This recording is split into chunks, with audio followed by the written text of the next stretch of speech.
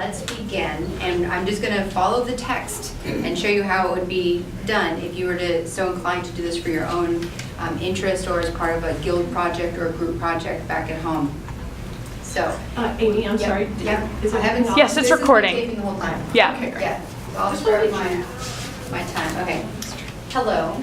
My name is Amy Henderson. It is 11:19.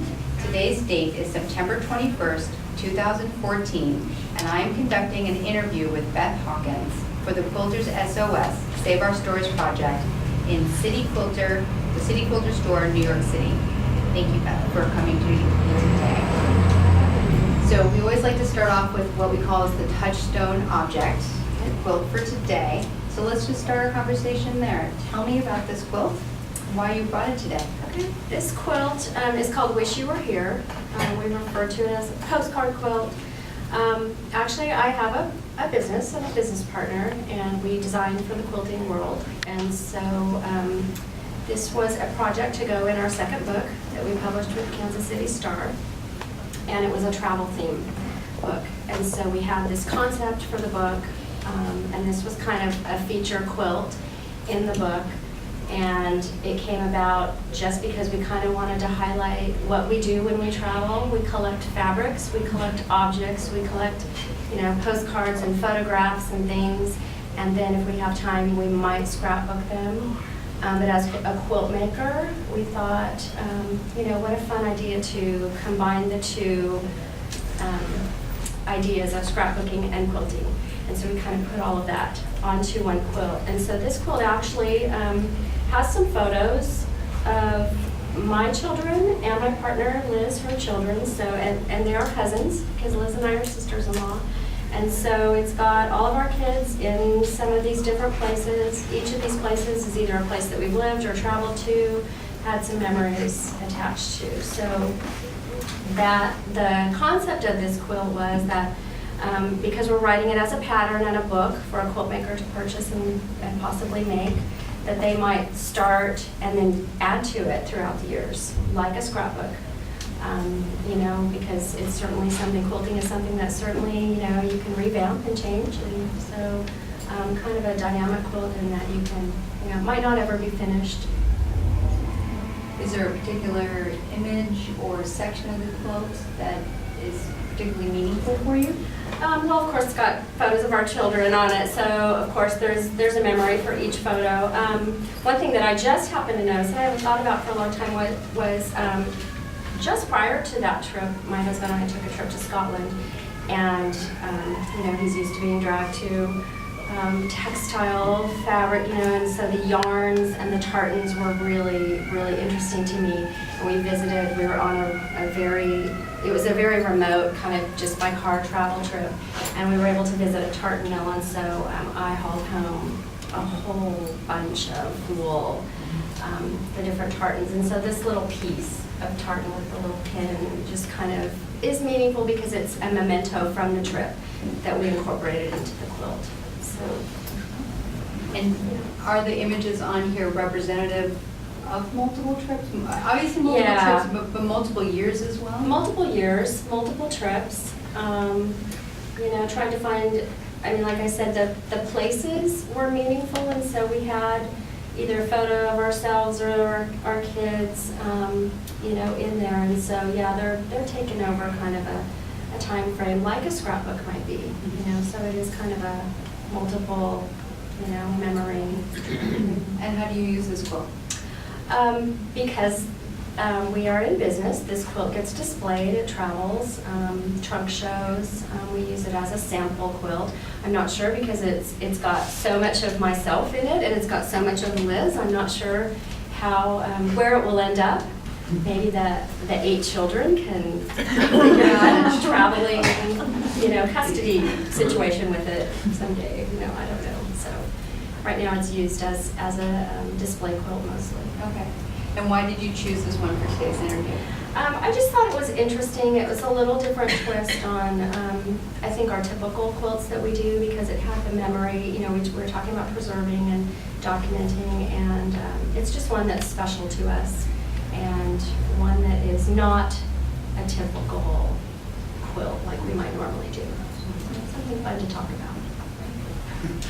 Tell me about your interest in quilt making, when you started, how you learned. Okay.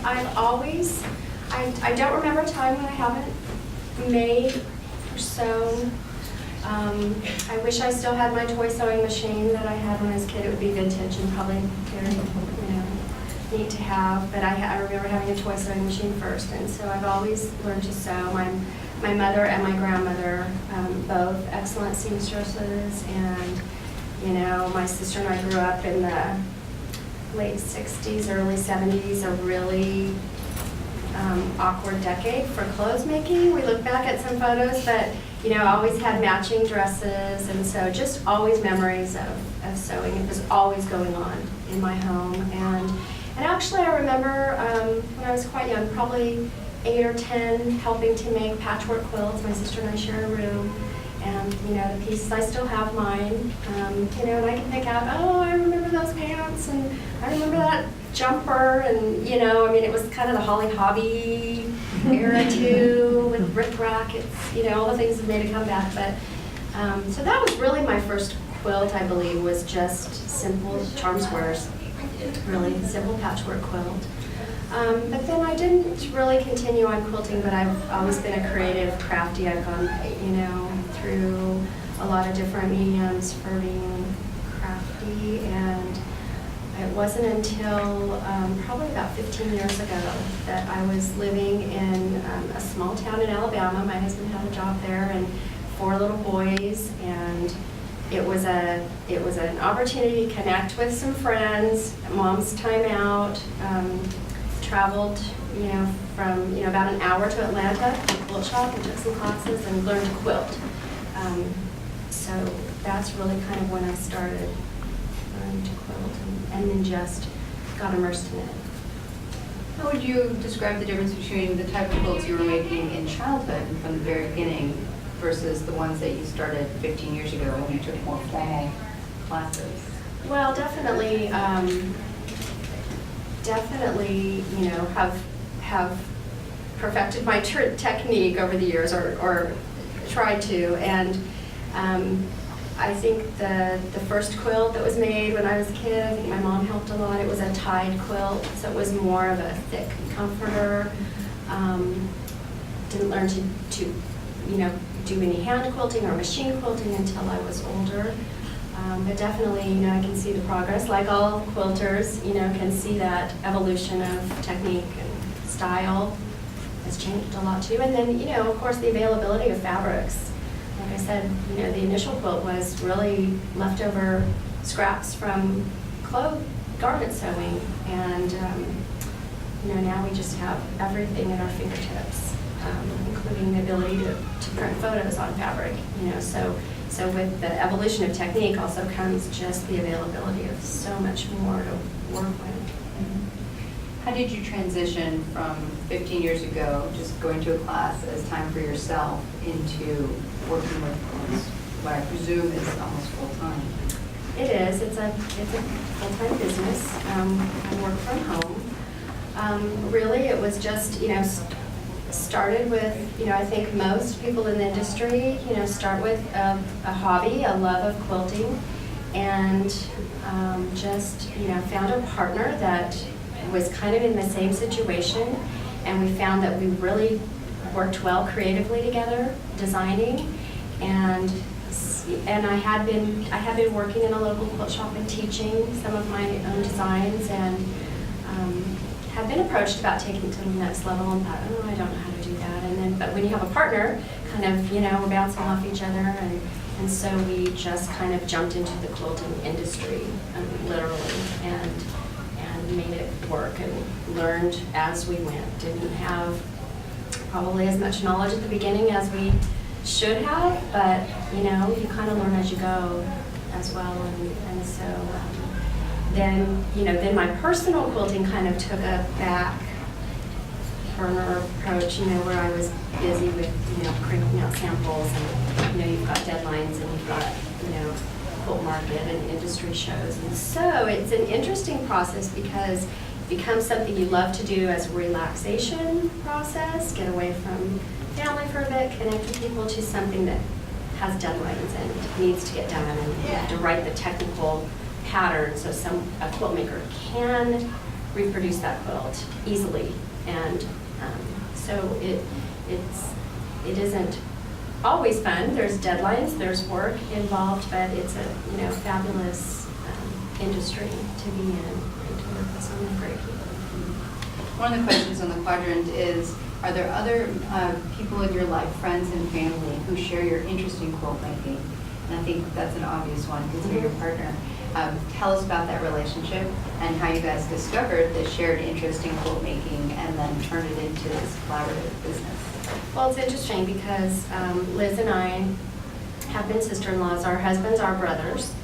And right after they married, they moved to Europe and lived there for about 10 years. And so we really didn't get to know each other to have a really close relationship for several years. I mean, it was, we'd see them occasionally, but they were, in Europe, and we were busy raising, starting our family in the United States.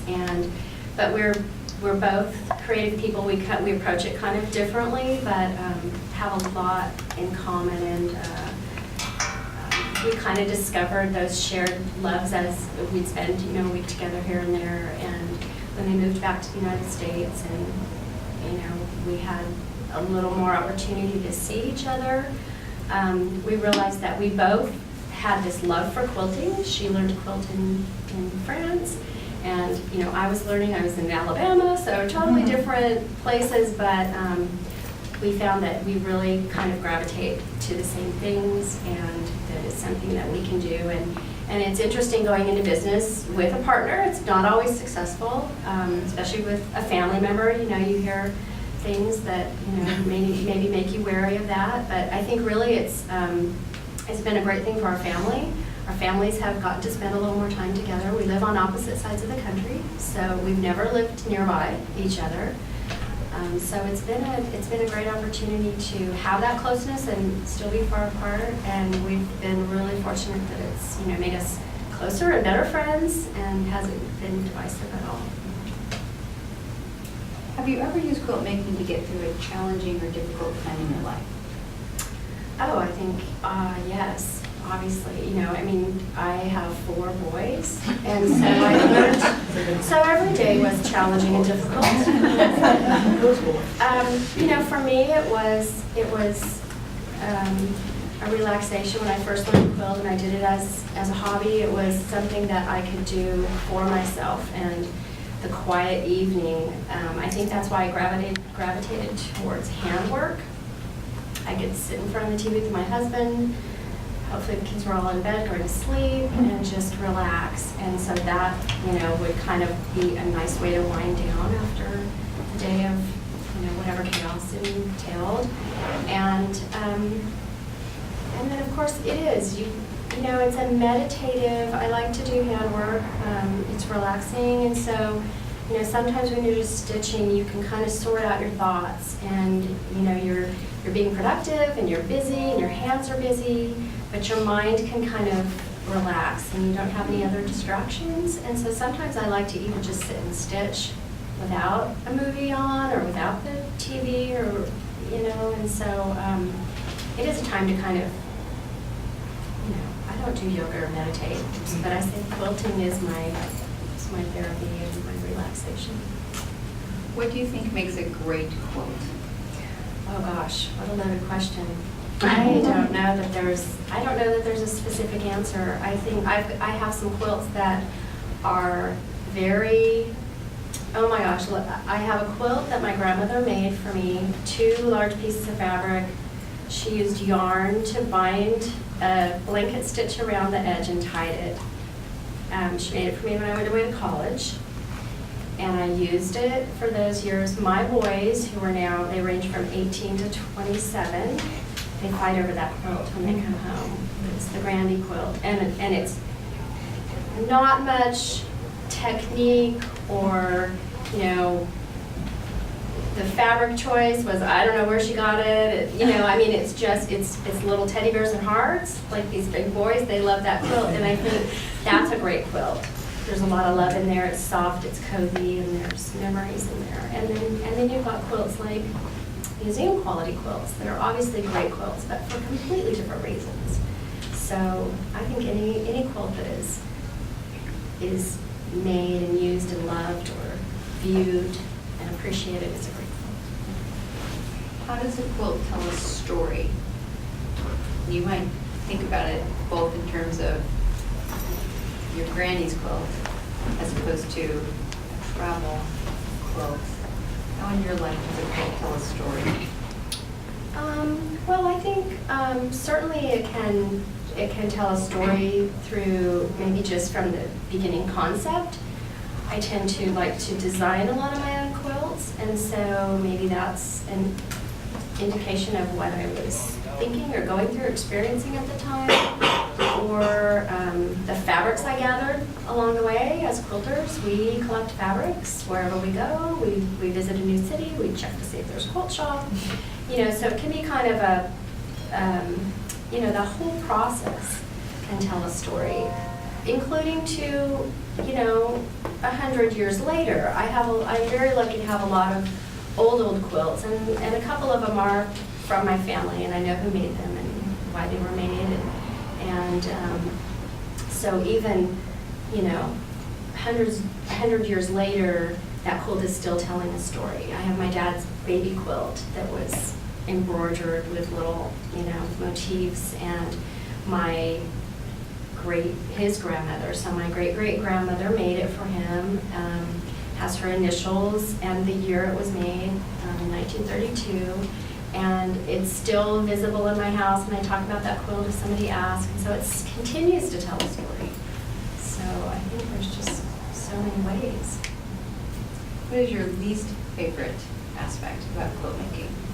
Oh gosh. I love all of it. Maybe making the backing, just because, you know, although I've tried to kind of make that more fun and PC, and so the back of a quilt might have an interesting backing, and that's more fun. But I even love to do binding, which, you know, most quilt makers don't, but that's maybe one of my most favorite parts. So I really love the whole process. Why is that a favorite part? It's mindless. It's mindless. It can be done in front of a great movie or a TV show or something. I can do it when I'm talking.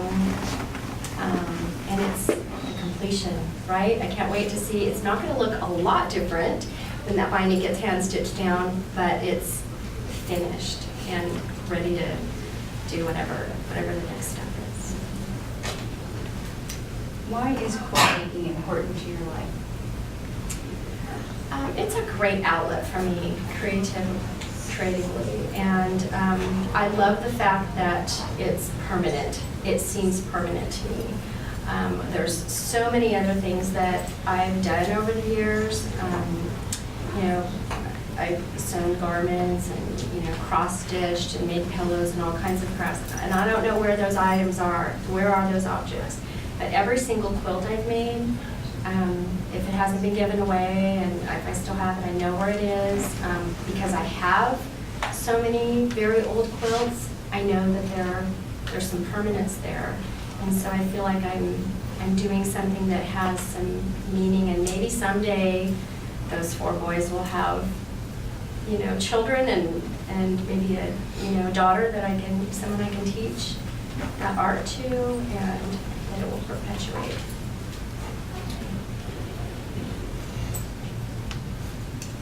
I'm going to ask both you and Liz the same question. In what ways do your quilts reflect community or region? And so I think it's interesting, this dynamic, both with you learning in different parts of the world, and now you continue this partnership on different coasts. Do you have any sense of regional aspects about your work? I think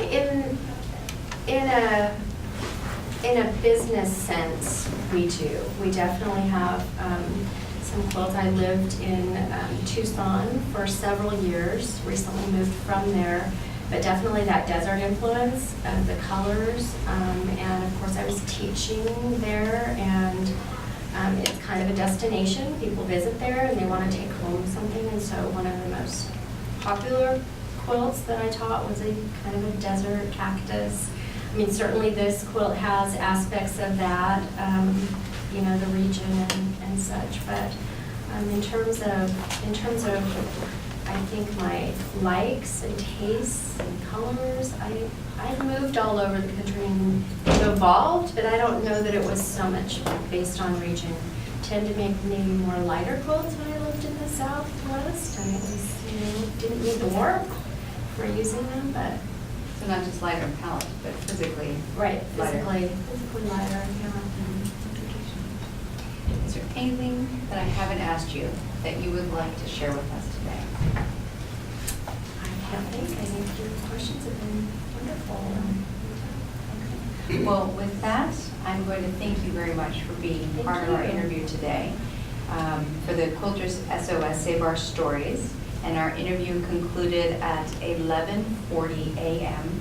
again on September 21st, 2014. Thank you, Beth. Thank you.